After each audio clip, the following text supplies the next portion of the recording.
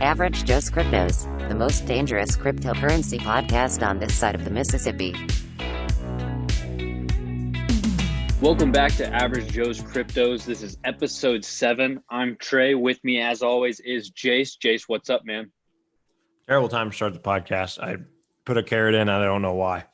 Yeah, geez, dude. That's a mental game. We think Elon's playing mental games. You're playing mental games by starting off the podcast with a carrot in the mouth. But today we're going to be talking a little bit about the grind of the market, what's been going on. We're going to be talking Elon, of course, because this is almost an Elon podcast, almost as much as a cryptocurrency podcast, which I think anyone in crypto right now is an Elon podcast in one way or another. We're going to be talking El Salvador. A little bit of, might get technical with you guys, a little technical analysis coming, and then we're going to answer some stuff from the blockchain, and then we're going our picks. But first up, it's been a mental grind on the markets, Jace. What are we doing, huh? What the heck's going on? This is honest hour. I'm going to be honest. I've been completely fine with the ups and downs of the markets, but this week I got a little impatient for some reason. I've been telling everyone, just hold, you'll be fine. But I think my expectations were I set my expectations wrong. I was really thinking at some point this week we were going to get a bounce, and we did to almost 40,000. And then I think that's what drained me. I was like, okay, we've been grinding it out for a month now, and we're finally going up a little bit. And it doesn't bother me. It bothers me that I've told all these people that we're going to go up and we haven't yet. Yeah. That's what bothers me a little bit, but you feel like you're letting them down, even though you really aren't in control of any of this. Yeah. I understand that it's the long game for me. And I think Bitcoin's a great utility. I think it could honestly change the world. And we'll talk about that later, and all the other cryptocurrencies as well. And I know that, but there's a lot of people that don't necessarily understand that, and they want the short-term gains.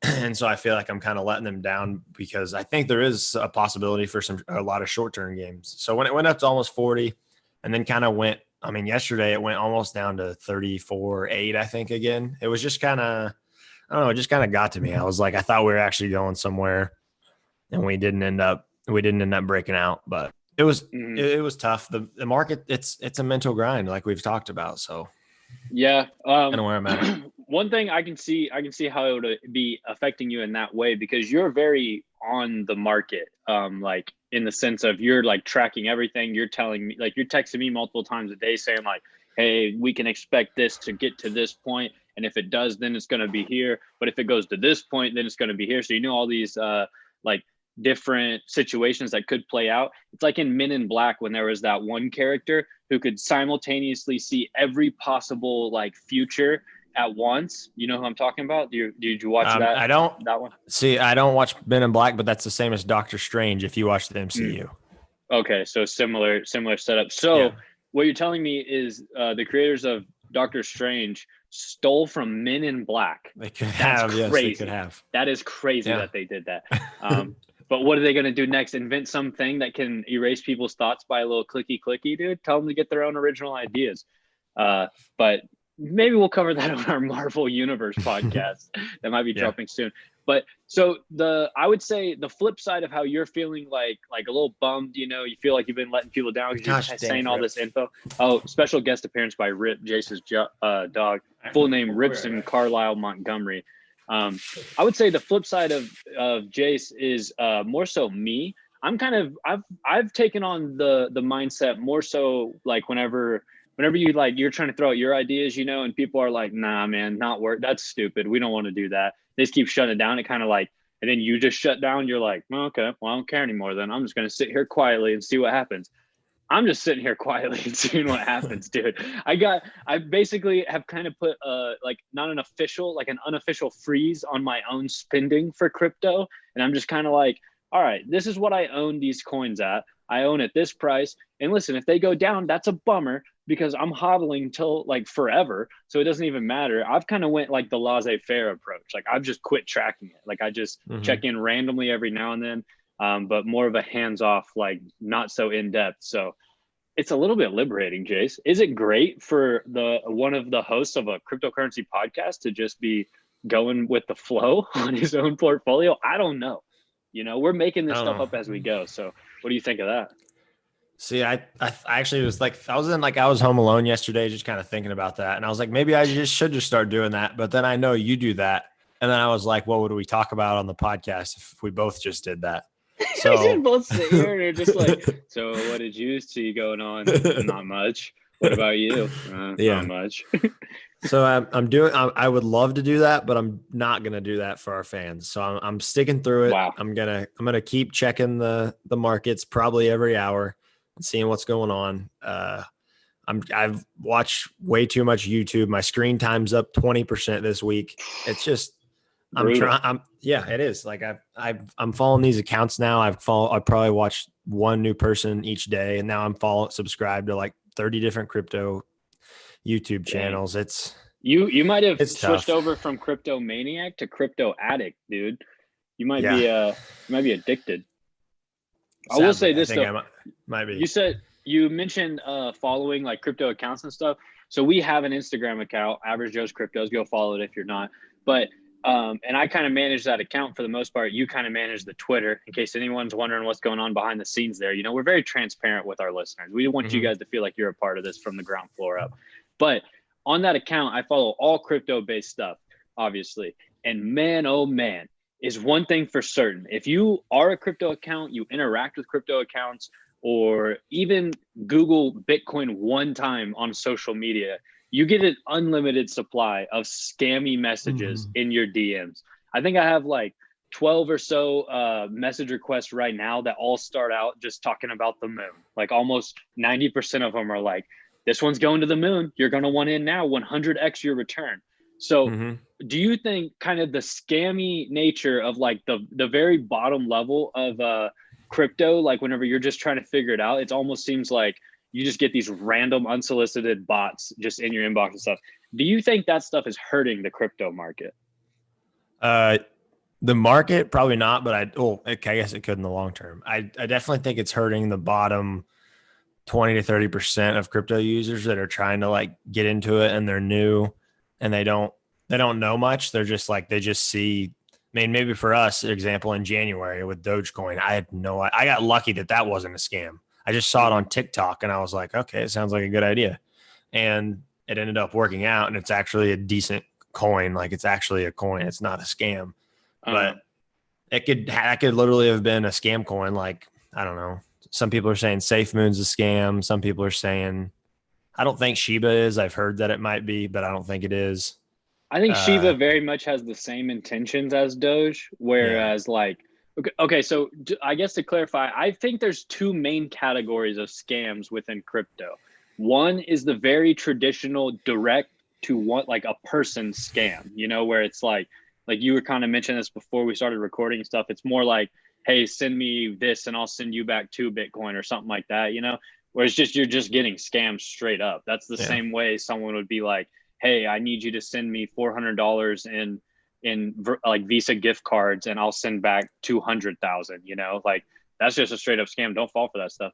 The other side is when the coin itself is kind of like a scam. And that's the part, I think the first one is hurting that like entry level, like, oh, I'm hearing about crypto, I'm going to follow a crypto account, and now I'm just flooded with like scams in my inbox. Like, why would I want to be a part of this? This is bad. So that's what hurts on that end.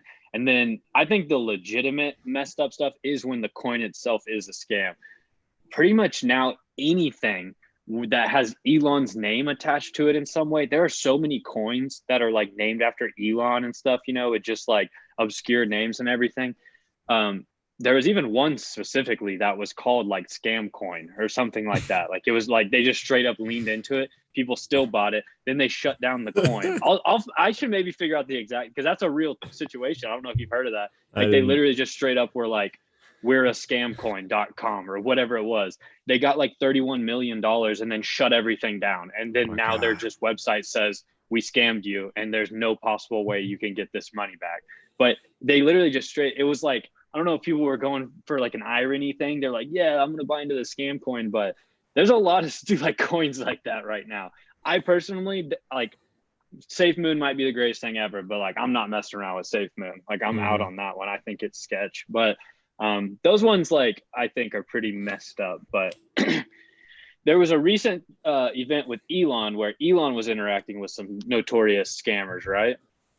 Yeah. So I saw this guy on Twitter, and you think it's legit. It might be a female, I don't know, but they have like 700,000 followers or something on Twitter, and they post legit stuff. Like, so they're doing their really good job of making it look like a legit Twitter account and all this. But a couple of the people I follow on YouTube actually, like, really like smart crypto people early on in their journey in maybe 2017 or prior, actually got scammed by this account. So like people that are actually pretty knowledgeable got scammed by this account. And basically, if you're in the crypto know at all, you know that this is a scam account. And that's what bothers me about Elon is he's playing dumb. Like he's like not the smartest man in the world. Like arguably he is one of the smartest people in the world. So that's why it bothers me so much that he goes around and acts like he's not, and like he's ignorant to all these things. Like he's just, obviously he knows this is a scam account. He has so many people that probably told him that,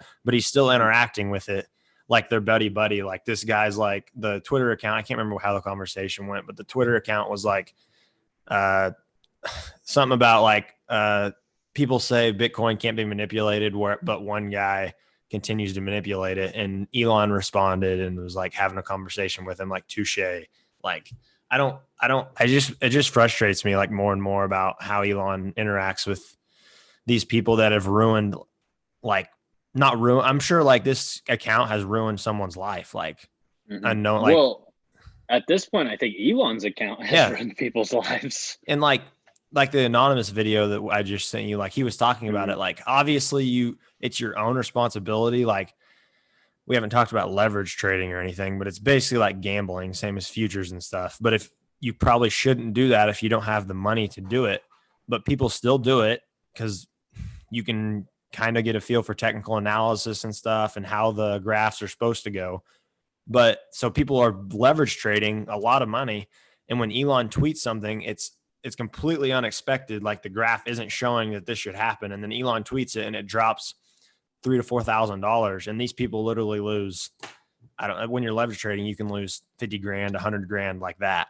So like, and then these people are in debt just because Elon wanted to be funny about cum rocket. Like it's crazy. I don't know. Elon's something else. Elon's always been kind of weird. Like he's always tweeted weird stuff and gotten involved in weird things, but I don't know. The anonymous video did kind of, it at least made me think about some stuff where I was like, whoa, this is actually, I didn't like take that into account really. But I say, let's go ahead and play the anonymous video, at least because the audio will come through.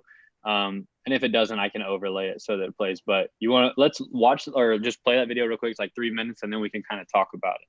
So for anyone who hasn't heard it yet. So this is Anonymous's message to Elon Musk, like Anonymous, the organization, which if you don't know about them, just do a quick Google search and there's a lot about them. Greetings, citizens of the world. This is a message from Anonymous for Elon Musk. For the past several years you have enjoyed one of the most favorable reputations of anyone in the billionaire class, because you have tapped into the desire that many of us have to live in a world with electric cars and space exploration, but recently your carefully created public image is being exposed, and people are beginning to see you as nothing more than another narcissistic rich dude who is desperate for attention. It appears that your quest to save the world is more rooted in a superiority and savior complex than it is in actual concern for humanity. This has been obvious to your employees for a long time, who have faced intolerable conditions under your command for years. It is also obvious to the young children working in your overseas lithium mines, which are destroying the local environment as well. You have been open about your willingness to stage coups in order to install dictators in places where your toxic products are being mined. You have even prematurely crowned yourself Emperor of Mars, a place where you will be sending people to die. Your fanboys overlook these issues because they are focused on the potential good that your projects can bring to the world, but you are not the only show in town, and your competition is growing more intense with each passing day. There are plenty of other companies working on space exploration and electric vehicles. You are just the only CEO who has gained a cult following through shitposting and trolling the world on social media. In fact, many people are now learning that the vast majority of Tesla's income doesn't actually come from selling cars, it comes from government subsidies, selling carbon tax credits for your innovation with clean energy. This technically isn't your innovation though, because you aren't actually the founder of Tesla, you simply purchased the company from two people much more intelligent than you are, Martin Eberhard and Mark Tarpenning. Tesla has also made more money holding Bitcoin for a few months than they did in years of selling cars. It is also more than likely that this Bitcoin was purchased with money from these government subsidies. It is now widely believed that you have been forced to denounce your company's involvement with Bitcoin in order to keep that green government money flowing into Tesla's coffers. The energy use argument about proof-of-work mining is a very nuanced conversation that requires a fairly complex understanding of how power grids work, and how excess energy is wasted by power companies, and sought out by crypto miners. This is a conversation that you have been having for over a year and were intimately aware of, but as soon as your main source of income was threatened you pretended to be clueless in an attempt to play both sides of the fence. Then, your move to create a Bitcoin miner council was rightly seen as an attempt to centralize the industry and take it under your control. Reading from the comments on your Twitter posts, it seems that the games you have played with the crypto markets have destroyed lives. Millions of retail investors were really counting on their crypto gains to improve their lives. This is something that you will never understand because you were born into the stolen wealth of a South African apartheid emerald mine and have no clue what struggle is like for most of the working people in the world. Of course, they took the risk upon themselves when they invested, and everyone knows to be prepared for volatility in crypto, but your tweets this week show a clear disregard for the average working person. As hard-working people have their dreams liquidated over your public temper tantrums, you continue to mock them with memes from one of your million-dollar mansions. You may think you are the smartest person in the room, but now you have met your match. We are anonymous. We are Legion. Expect us.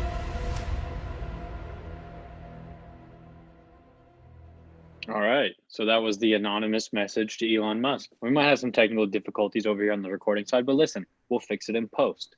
But basically, kind of some key takeaways from the video. The video is pretty hardcore. I'm not going to lie. From a video perspective, dude, it's sick. Like, that's a sick video to release on someone. Could you imagine if me and you were beefing? Like, I was just mad about you, so, like, you wanting to record at a certain time, and I just drop a video like that on you, dude. Like, I'm just sitting in a room like that talking about how, like, you finally met your match with our scheduling times and stuff, you know? And like, that would be unreal. Such a baller move to drop a video on someone like that. Couple of key takeaways from it, though, that, like, things I didn't know about that video kind of pointed to was, for me, the stuff about Tesla's income gaining money through subsidies and stuff, and like their green energy stuff. Also, the fact that Elon wasn't even the founder, that he like acquired the company and like got rich from family stuff. And then just kind of some of the stuff they were pointing out about him just being a narcissist and all of that. Definitely some stuff to think about. What were your thoughts on it?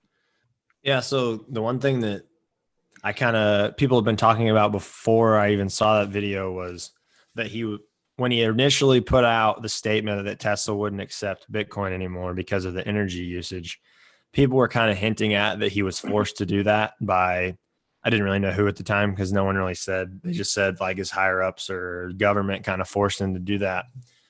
And that makes sense now that if he is getting subsidies from the government for being a clean energy company, basically, then when they tell him like, hey, like they're literally like, I don't know, like I've heard this from multiple people now, but I don't know if it's 100% true, but they're literally not making money on selling cars. Like, they've made money this year from subsidies and they've made money from selling Bitcoin.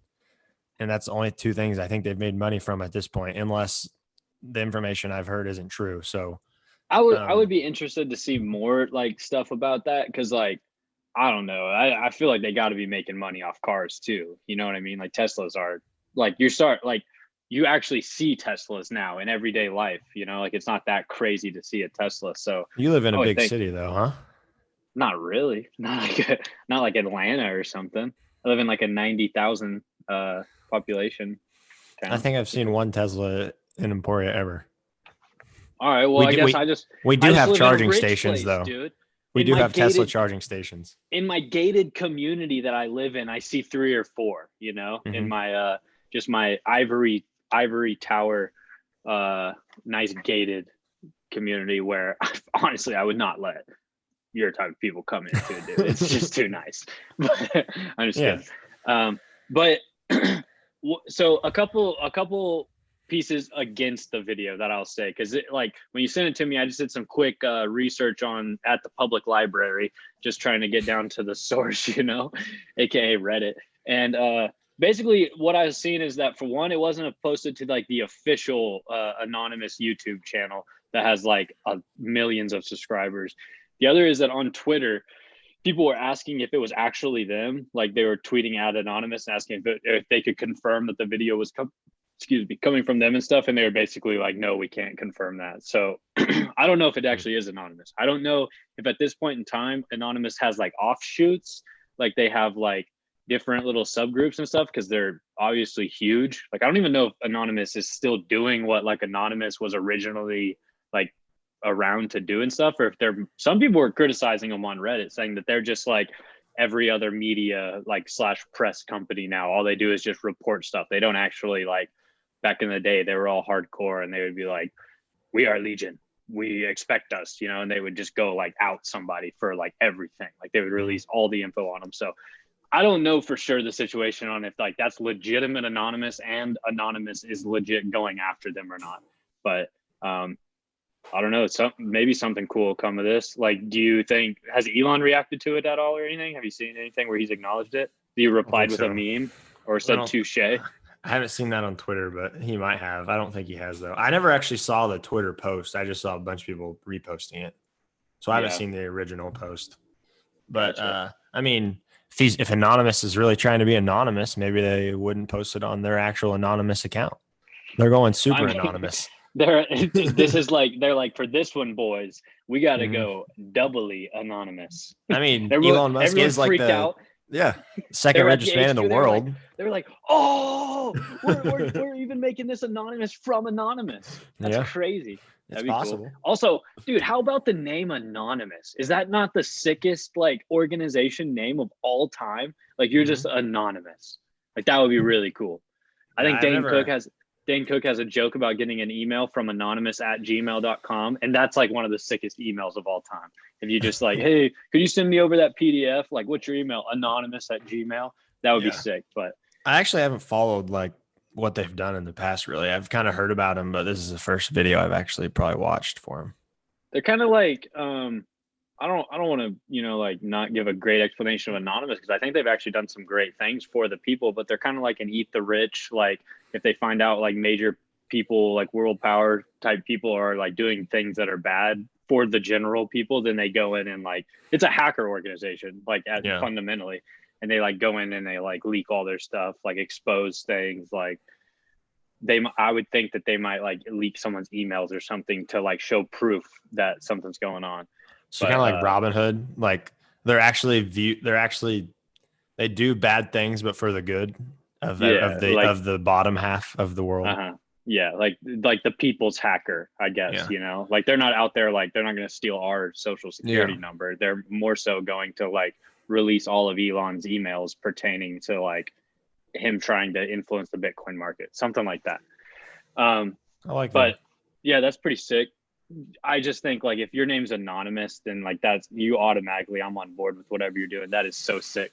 But some news that is not anonymous came out at this big boy Bitcoin conference.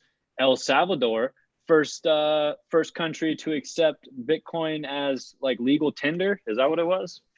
Yeah, we're not talking Tinder like swipe left, swipe right. So get your mind out of the gutter. So we're saying, so I've seen 3 different, I would say all of these apply at some point, but I've seen, I actually listened. It was Jack Mueller's. He's seems like a great guy. He's the one who gave the announcement.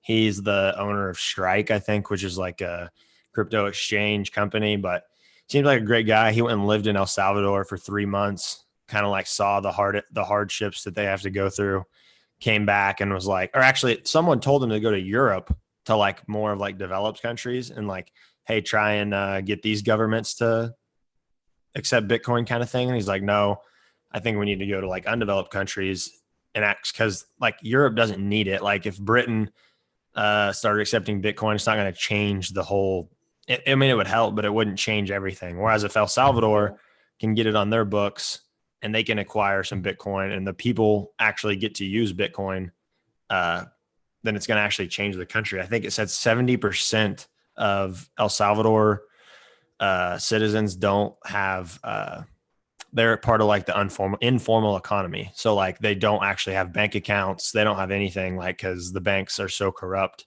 and the banks will literally just steal their money if they put them in.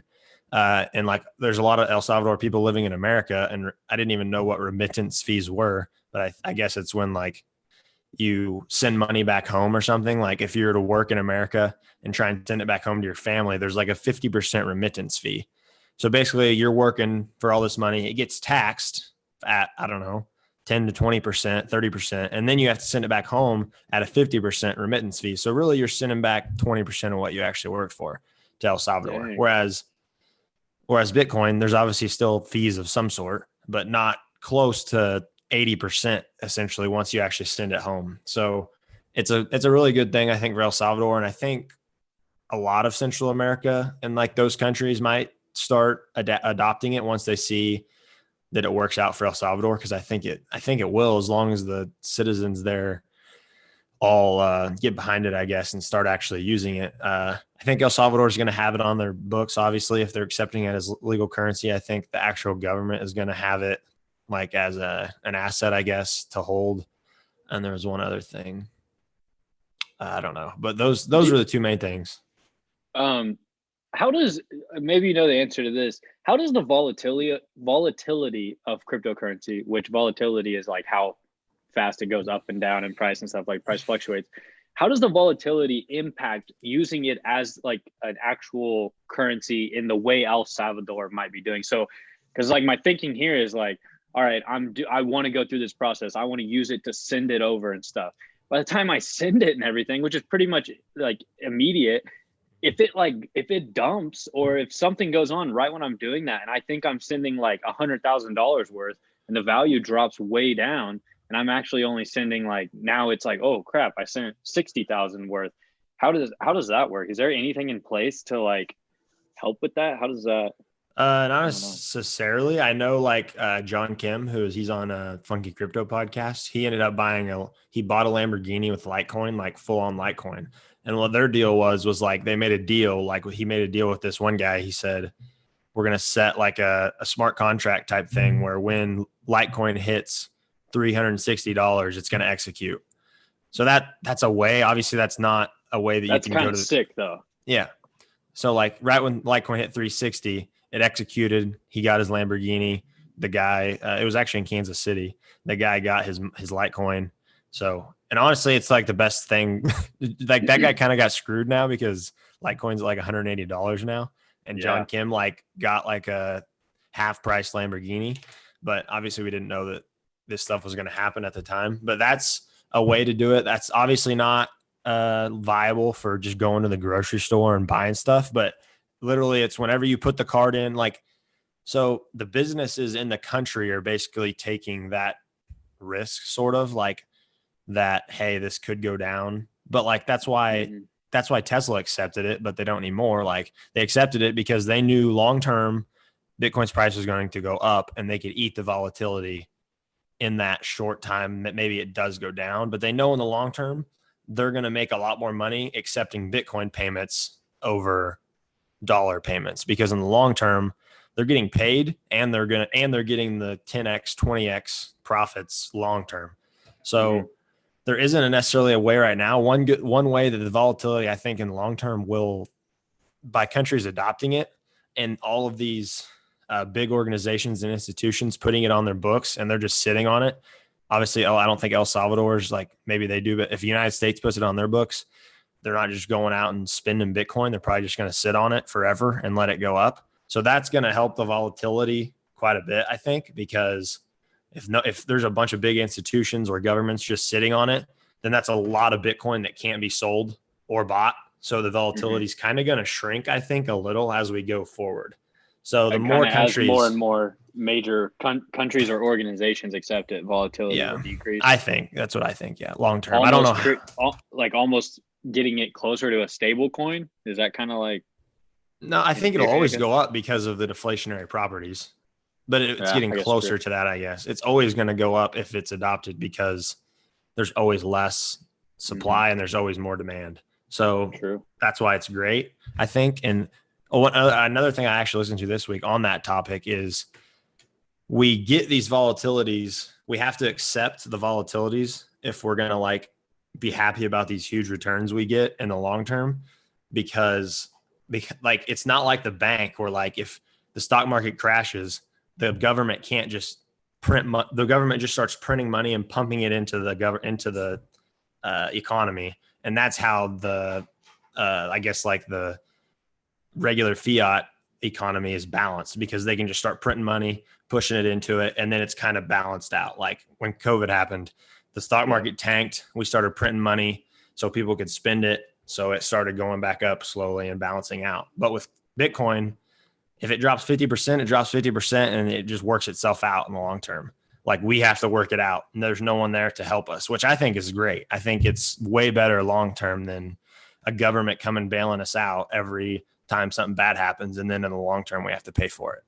So you're very much taking the old Adam Smith invisible hand of the market approach, huh? You want the market to regulate itself? Yeah, I mean, that's pretty, I guess, libertarian, I guess, kind of hands off, like just let it happen. And I think the people in the long term are going to have the best interest of themselves. There might be like 50% drops, obviously, like we've seen.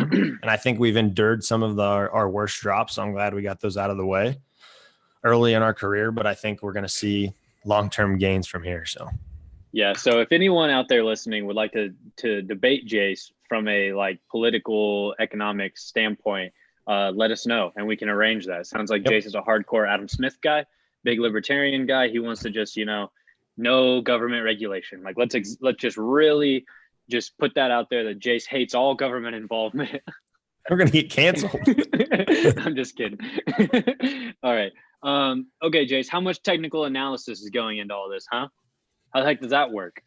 See, that's like the main thing I've been going into this past week, is who I'm following is a bunch of technical analysis people. And that's why I text you at like 5 a.m. because I wake up to a video, and it's like, because most of these people in Europe, so they post like when I'm asleep, and I wake up and watch it. And they're like, hey, if we break this line, then we're going up. If we break this line, we're going down. So I'll text you and like let you know. But yeah, just a quick, just so you know, anything you text me before 7 a.m., I open, then close, and then go back to sleep and forget about. And then at like 10 or so, if I remember that I already looked at that, I'll go back and look. But a lot of the times I just forget it. So. Is it on like, is your phone on loud, or you just hear it vibrate? It always wakes me up. Yeah. The vibration? Yeah, dude. Really easy to wake up. I'm an easy to wake up guy. Like I always text people early, just assuming that like the vibration won't wake them up, because it never does me. See it. I see it. Well, I'm sorry. I'll wait a little longer. No. I want you to keep doing it. It's a good reminder. Yeah, I don't necessarily I understand the patterns of the past, and like, hey, we've seen like this head and shoulders pattern and what it always does, like, or inverse head and shoulders or triangle, or there's a lot of different patterns. You're talking shampoos, buddy. What are you talking about? Head and shoulders. You got Troy Polamalu over there looking at your graphs, dude. Yeah. All right. That's what I'm saying. Dandruff. Like, where's the human? Feeling good, if you're not feeling good, looking good while you're looking at the markets, then you can't even trade, dude. Get Head and Shoulders and let's pop off. I hope we can get a sponsorship from this, but I hope so too. There really should be. They should really look into like sponsoring like the biggest TA guy in the world. Like that'd be a pretty good just us sponsorship. Yeah. Yeah. Because we're not good at it at all. But all right. So what's all this Head and Shoulders talk? What are you actually saying? No, I'm just like saying all the different graphs. I don't know how, like, because Head and Shoulders is like a pattern that historically means that you're going down. Like it means like the market goes, the Head and Shoulders would be like, it would literally just look like a Head and Shoulders. So like it's down, it goes up, goes back down, creates another shoulder. And then from there, basically it's going down because the Head and Shoulders goes down. And I don't know why. Like I know all these technical analyses now, and I know what they do, but I don't know why. Like, where does the human behavior come into this? Yeah. So you're basically just, how to identify the graphs. Like, like, oh, this graph is that, and that means that this is supposed to be the outcome. But like, not so much on like the legitimate insight portion of that, like what's impacting it, what's causing it, like, all that stuff. Yeah, I just don't know why. And the behavioral side. Yeah. Well, I know we've kind of talked about Ramon before, but Ramon's my roommate who has like a master's in econ analytics and particularly has an interest in behavioral economics. I think we're going to bring him on soon to kind of try and talk about some of this. Obviously, he's not like a stock technical analysis expert, but he at least can give us some insight into that behavioral stuff, because I don't really know either. And I do know one thing, anytime there's like a big time outlier or just some weird influence on the data, it always does weird things. Elon is that big influence, and he like is just impacting it so much that like I don't know, maybe because I don't look at the graphs, but like is it like just running like all past like, oh, here's a Head and Shoulders, this is what we can expect, and then it's like, oh, didn't account for this Elon tweet, so it just it acted like reverse of how it's supposed to, like technically, you know. Yeah. So technical analysis, people are like, what they say is like, this is what's supposed to happen. This isn't what will happen, because there is still fundamentals. Fundamentals are like the Elon tweets, like things like that. Like fundamentals are like why Bitcoin helps humans, like things like that. Everything besides like the technical, just graph like what's supposed to happen on the graph. So yeah, it's like you can't account for Elon tweeting like and it dropping 15%. So that was my point earlier of like these people that are really good at technical analysis, and that's like their full-time job, and they're leverage trading probably more than they should. So it's kind of their fault too. But then Elon tweets and they lose 50 grand on something that they weren't accounting for at all, because like that's their job and they're just doing what they know. But when Elon tweets, he's just like, I don't know. And it's not anything important. It's literally just him being stupid. Like about like he's literally like sitting around with his friends drinking and like, hey, watch this. And it, like that's what it seems like. Yeah. I mean, it very well could be. But like, to be honest though, dude, I think that's like, I think we attribute too much to Elon. And I don't mean that in the sense that like what he's doing is impacting it. It's obvious that it's impacting it, you know, but like just no one should listen. Like, why are people still, we should, it's crazy, dude, that like Elon tweets and we still care. And obviously we talk about him almost every episode. So it's like, we're a part of that to some degree, but yeah, I don't get how this is very much like, if we're taking that, let the people regulate the market and stuff, you know, we're being the big dummies, you know, to be honest, because we're kind of like, instead of just regulating it ourselves and everyone being like, all right, Elon is he's just being a silly goose. Like none of this actually means anything. Like, let's just quit listening. We're still taking it into account, or like, and I say we as like kind of like a general like statement to group together most retail investors, at least to some degree, like however it's impacting retail investors. And honestly, whether even maybe it's not retail investors that's causing the initial thing, maybe like these big dogs with their fancy suits, you know, and they're sitting at the dinner or lunch spot going, oh, you know what I mean? Those guys, maybe they're the ones who just have like super keen eyes and they're like waiting for Elon to tweet, and then they go ahead and when he tweets, they kick it off. Like maybe that's happening. So then retail investors just kind of follow suit, because obviously retail investing is like a lot of sheep-like activity. You know, you just kind of see something and you try to either get ahead of it or like catch up before you're too far gone. So like a lot of people, if you start seeing a dip, it's like, oh, I got to sell before the dip gets worse. I hate to break it to you. Usually that's, if you're thinking that, then it's probably about to like skyrocket back up. Like that's, and you're going to lose money 95% of the time if you do that. You don't lose money unless you sell. That's a simple rule, dude. And it's 100% true. If you never sell, you never actually lost money. If you hold cryptocurrency for 4 years, you become, well, so I'll say this relatively, if you invest like a decent amount of money and you hold cryptocurrency for 4 years, you became rich. Like that's just fact. And I will say this, a little me basing to one Instagram post I saw, you know, if anyone wants to get in now, I saw an Instagram post that said buying Ethereum at $3,000 in 2021 is like buying Bitcoin at $3,000 in 2018. All I know is that I saw that and I immediately thought I should go buy some more Ethereum, because I would love to be in on the 2018 $3,000 Bitcoin. That would be sick. And Ethereum's also that was Ethereum's also probably going to flip Bitcoin's coin or market cap this year. So what does that mean? Not the price, just the market cap. So like how much it's worth. Okay. Like the price won't pass Bitcoin, but like the market cap of its worth will. Because people because there's actual use cases besides being a currency. Mm-hmm. And like bringing that up is kind of like to the point of, we feel like things are going so bad right now just because like this is the part of the Bitcoin like life we're in. But literally 2018 Bitcoin was at $3,000, and now we're worried that it's like it keeps getting down to $34,000. Like that's crazy to think about. So think about that now. Try to like reflect on what's going to happen in the future. 3 years from now, are we going to be sitting here saying like, oh, dude, my Bitcoin just dropped down to 75K again? Like, and that's our new low. So just something to think about. But yeah, people we'll always say, when in doubt, zoom out. That's what Bitcoiners always say. Wow. And that's a beautiful thing. And you can take that to the bank. But if you had Bitcoin, you wouldn't even have to go to the bank because it's decentralized. You would just have it. All right. So we got another question from the blockchain. Let's see here. It says, longtime listener, first time asking questions to the show. Hey, thank you. Thank you for stepping up, having the courage, to step out of the shadows and into the main spotlight and get your question out there. We appreciate it. We're always accepting questions. But this longtime listener said, when you say take profits along the way, where do you put those profits / how do you do it? You obviously sell, but what's the process? So what would your takes be on that? I'll go off you. Okay. Whenever you say take the profits along the way, where do you put those profits?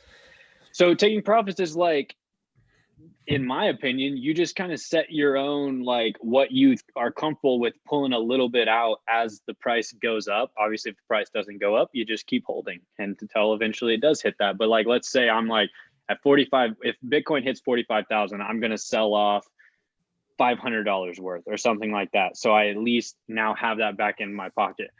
Whenever I take profits off of something, I usually keep it as buying power because there's no reason for me to pull it out of my account. I don't want to have to pay the taxes and stuff like that from doing that.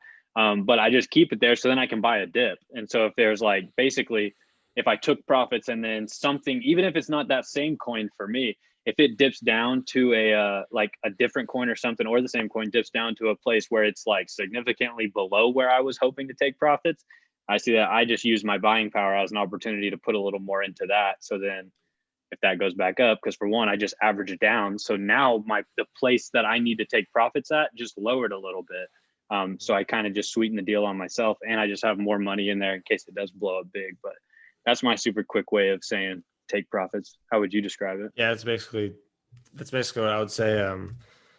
I'll just since he kind of said it, I'll just give an example. So if our sources predictions are right and say Bitcoin gets to around 200 to 300,000 this year and Ethereum gets to 20 to 25,000 or 27,000. And so that's essentially that's 10x from where we are now, 10 times where we are now.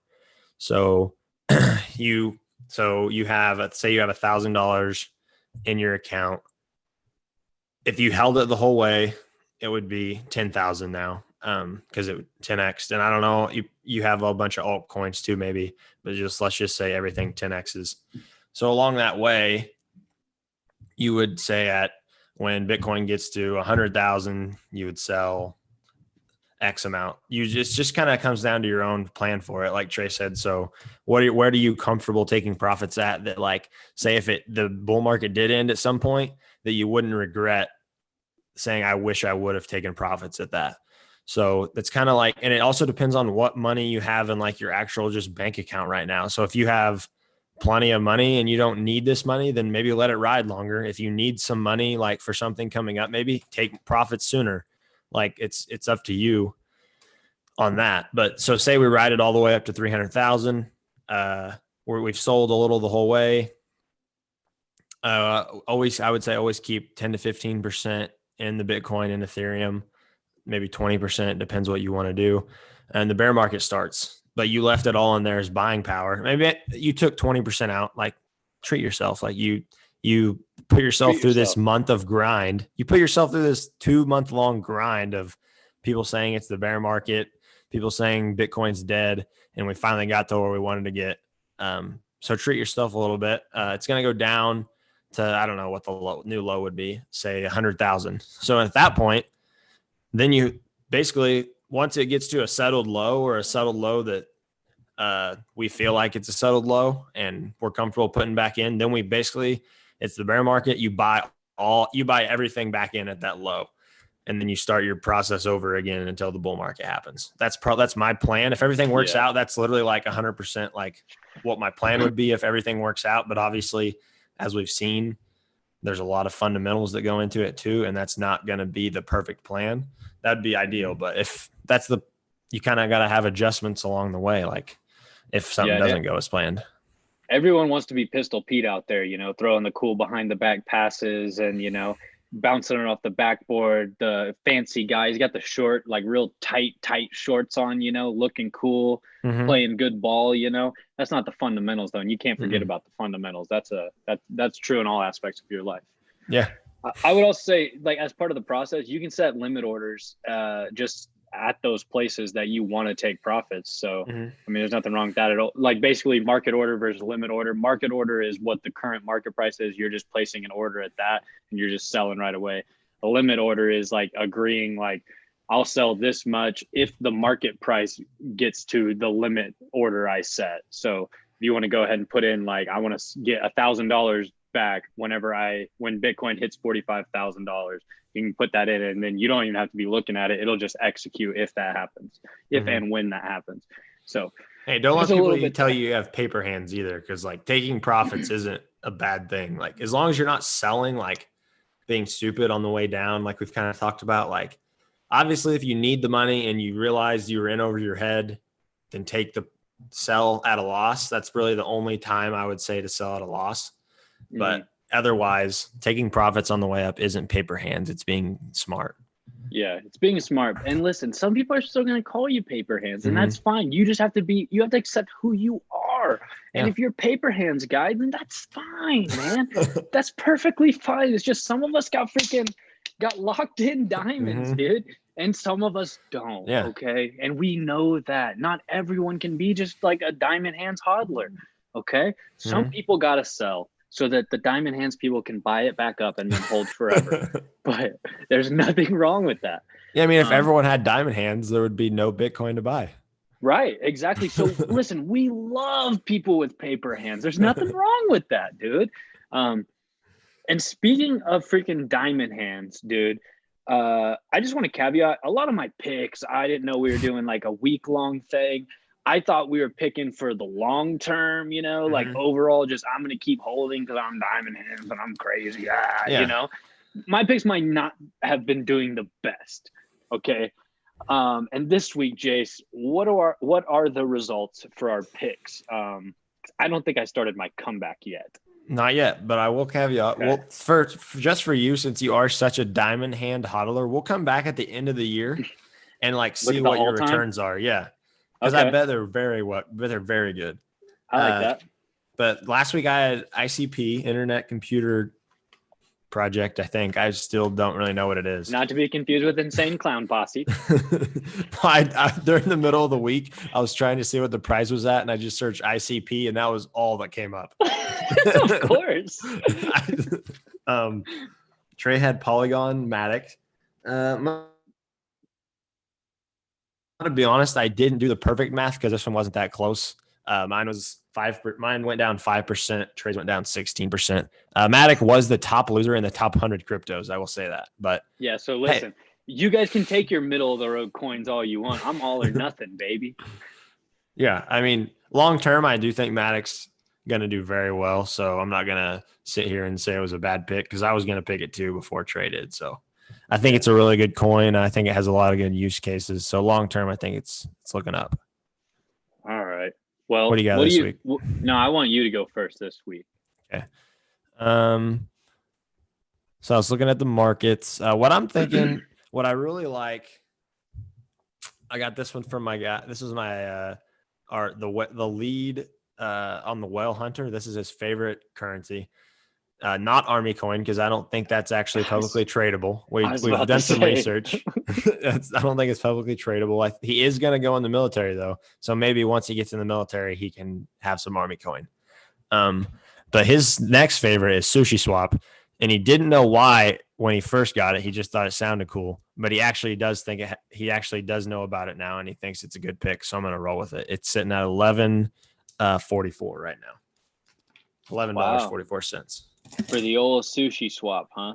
I've always seen that one because it's a more expensive, like it's in the dollars, So yeah, I've always wondered what was going on with that sneaky little coin. Was it only good for sushi trading? Yeah, as he would put it, it's I'm not gonna quote him, but so maybe next time he's on, he'll tell you. I don't want to say what he says. Jeez, all right, my goodness, you guys are telling secrets over there. Yeah. Little crypto secrets. Is this week 7? Yeah, this is episode 7, Average Joe's Cryptos. All right, so for my coin, I am going to go back to the basics. All right, been getting a little too crazy. Things haven't been panning out for me. Been second guessing myself. I only really like 4 coins in the whole world, and I always just want to pick those. And sometimes I try to get out of my comfort zone and pick something else. And it just hasn't been doing great for me. So I'm going back to what I know makes the bacon, the old trusty coin that can never fail you. I actually got 2. And as I'm saying this, now I'm thinking about going with the funnier one. But I'm going to pick Ethereum. All right, so I'm picking Ethereum. Just a basic pick. But as I started describing it, part of me wanted to pick Litecoin just as a joke because it just seemed like I was describing Litecoin a little bit. But I'm going to go with Ethereum. How does what you're saying describe Litecoin? It just seems like the one that's just I'm just going to go with a nice, boring, real simple, people talk about it. One guy bought a Lamborghini and now he thinks he's all that. Even though I'm pretty sure he's a Litecoin developer or something like that, isn't he? John Kim? Mm-hmm. I don't know if he's a Litecoin developer or not, but he loves it. I thought he was inside, on the inside of Litecoin somehow. He might be. He doesn't brag about it, so he's pretty humble. So maybe he is, but he just doesn't talk about it much. Maybe. He has a pretty entertaining Twitter page if you want to give him a follow. I'll consider it, but he's always saying he can beat up Ben Askren. But who funny. can't? Yeah, I know. Jake Paul took care of that for us already. Yeah. Just kidding. I love Ben Askren. All right. What did I have it at? 26.87 is what I got it at. Okay. Good. And it's already up $1. It's already up $1. That's easy returns. It'll probably be at 3,200 next week when we're recording. So 3,200. If Ethereum was at 3,200, that means we're breaking out upwards, and I would be so happy. We haven't had a good a podcast where Bitcoin or Ethereum was up, and since the first week, I feel like. And we got to be due then, right? You'd think. I mean, law of averages, I guess. I don't know. Maybe. With Anonymous coming out against Elon, hopefully that'll influence people, allegedly Anonymous. Hopefully that'll make it where less people let Elon impact the market more, which if that stops happening, I don't see any reason why we wouldn't break through a little bit. So I'm kind of riding on that. Well, the thing, his tweets have made less of an impact. Like his first one where it was hey, Tesla's not going to accept Bitcoin anymore. That dropped the market 30%, I think. And his most recent tweet dropped it 5 to 7, but which is still a lot, but it's doing a little less damage. So I think eventually it's just going to be numb. It's callousing is what I've heard. Mm-hmm. That makes sense. Yeah. All right. You got any closing thoughts for us? This week I'm going to be more mentally strong. I'm not going to check the markets as much. I'm going to try and have a little more hands-off approach while still getting good information for the podcast for next week. So that's my goal this week. You guys try and do the same. If you're checking the markets too much, maybe set a limit for yourself, 5 times a day or something like that. Yep. That's beautiful. That was good advice from Jace. No government regulations, McDown. And I'm Trey. And that was episode 7 of Average Joe's Cryptos. Now let's go get some of that buried treasure. It's buried real deep, but we're going to find it.